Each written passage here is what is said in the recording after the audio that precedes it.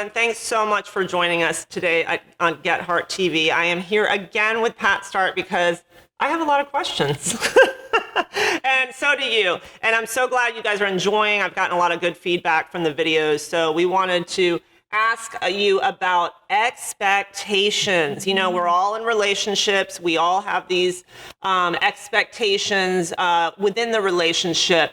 But you and I have talked about unrealistic expectations and what that can cause in someone, or really a lot of damage to your relationship when those aren't met. Can you kind of talk around that a little bit for anyone struggling with that? Sure. It's a lot of times those unrealistic expectations are what cause a lot of our disappointments. Yeah. Because we go into a family gathering or we go into a situation with expectations that it's either going to be all good or it's going to be all bad, or we have certain pictures of the way we think it should look, and then because life doesn't happen that way, we're disappointed and very often come away discouraged or disappointed or depressed and hopeless.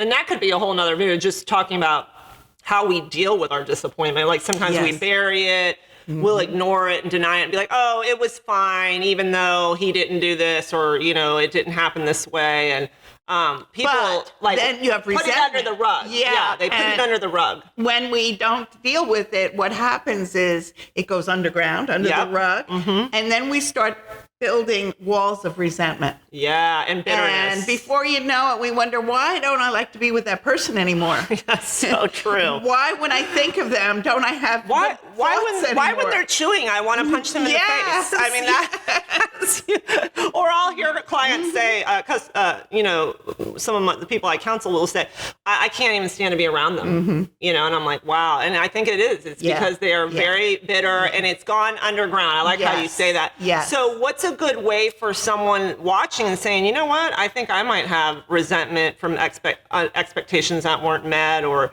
it didn't turn out the way I thought? What's a good way for them to kind of start dealing with that, or start, like, you know, pulling it out from under the rug? Well, let me give you an example first. Well, early in my marriage, of course, you go into marriage with all kinds of expectations that are totally unrealistic. You think it is going to be wonderful. It's going to make up for everything you didn't have in your original family. And so it's going to look like you need it to look. And then, of course, it doesn't.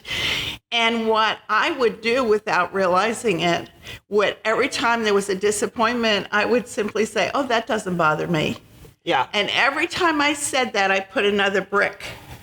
And I put so many bricks, because how many times do you have a disappointment, and every time you say it, another brick until I had a wall. Care. I would say, I don't care. It's fine. I don't care. And so you have a wall with that other person. And then you wonder, why is there no intimacy in this relationship? Yeah. It's because we've built a wall out of all of the lies we told ourselves. And God said to me one day, listen, what are you saying? And I realized I was saying, that doesn't bother me. And he confronted me and said, but it does bother you. Yeah. And you have to face the fact that it bothers you. So I think many people do that without realizing. Yeah. They just bury and bury and bury and wonder why a relationship goes south or something. And even in, you know, the word, it says like a bitter root will defile many. So it almost like, as it builds, it does. I mean, I know too, in my own marriage, I've done that where, I don't care. But deep down, I'm such a wear my emotions on my sleeve. It will bother me. Bothers and then it deeply. Comes out in other ways. When I'm really mad about one thing, it will come out, you know, and Gavin will be like, what are you talking about? And now I'm starting to realize I'm more in tune with my emotions, and I have the courage to say, oh, that actually doesn't really work well for me. Right. That's not going to work for me. But that's honest. Right. And then with honesty, you can go somewhere. Yeah. And but kind when of adjust. We lie to ourselves, we can't go anywhere. Right.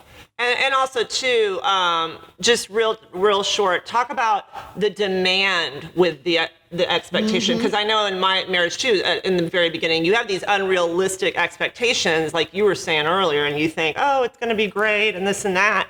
And then when they're not met, you almost instead of bearing it, you demand it. So you that goes more to the control side. Right. And in that demanding heart, we have a picture of our picture of what it's supposed to look like. That doesn't really include the other person. Right. It's all about us. Ourselves. Right. It's more And about it our doesn't selfish include needs. God's picture either. No. It includes, it's really very selfish. Yeah, very and selfish. then we get a demanding heart, a demanding spirit. And controlling. Very controlling. Right. And there's a huge difference between desire and demand. We desire things to look a certain way, and we have to grieve the fact that they don't look that way. That's good. But when we demand they look a certain way, that goes into control, and then we try to force it to look the way we think it should look. And I know for me, having talked with Pat for 10 years as a mentor, I know for me when I feel it, and sometimes I'm not even aware that I'm becoming demanding because it's not turning out the way I want it, I immediately realize, oh, I had a picture, this is how I thought it was gonna, or I thought this person would do this and they didn't. And I'll say, and I love this line, I'll say, that's really sad. It's really, it's really sad that that's not going to happen that way, or it didn't turn out that way. But it's sad. And I do kind of grieve and accept it. You're like, you're validating the fact. Yes. Instead of trying to control it. And my go-to was always control. So I was like, oh, we are going to make that. Now I will pivot and I'll manipulate. I mean, you can get really crazy like when you start doing that. Yeah. And so now I think that concept's so important, what you just said, the desire versus the demand, because it is something, oh man, I had wished for, I had hoped, I had longed that, longing that, that it would be like this, especially in my family, my mom and dad and my original family. And now I can, and that actually helped me start doing it with them, because I could look at it and say, wow, that's really sad. Yeah. It's sad that, Christmas was the way it was. Yes. Sad is an emotion we try to avoid, but actually it's a good emotion in that if we'll own it, we can walk through it. Right. But if you never own it, it goes underground. And that contributes to the resentment, and that contributes to building walls. Yeah, and then you really do. I mean, I laugh because I worked on a psych unit for so many years, but you look like a crazy person because you're not congruent. You're not being honest with what you're saying or how you're acting versus what you're really feeling. Yes, yes. And so I think it's really important to, so anyway, that's really good. I want to end on that note because it was kind of a lot, and I want you guys to think about, when do I desire something and have an expectation and it doesn't necessarily go the way I want? And then when does it lead to either demanding and trying to control and make it happen, even though we all know how that goes. It doesn't work. It doesn't work most of the time. And if it does, it's usually a disaster. Yeah. Or when do we just go underground and bury it and say, yeah, I don't care. It doesn't bother me. I'm fine with that. I want you guys to be really aware of that and think about that. And also to get our book, Lost Heart, because we actually do talk about a lot of that in here. There's a lot of questions, and it's a little workbook you can actually go through. And I'll post the link down here in the description on this video. And make sure you subscribe to Get Heart TV, because we'll do some more videos like this. Thanks so much, guys. Hey everyone, thanks for tuning in to Get Heart TV. And if you would like to grab a copy of our book, Lost Heart, go ahead and click on the link below this video and you can grab your copy today. Thank you so much for tuning in, and please subscribe to our YouTube channel so you won't miss a video. And until next time, Get Heart.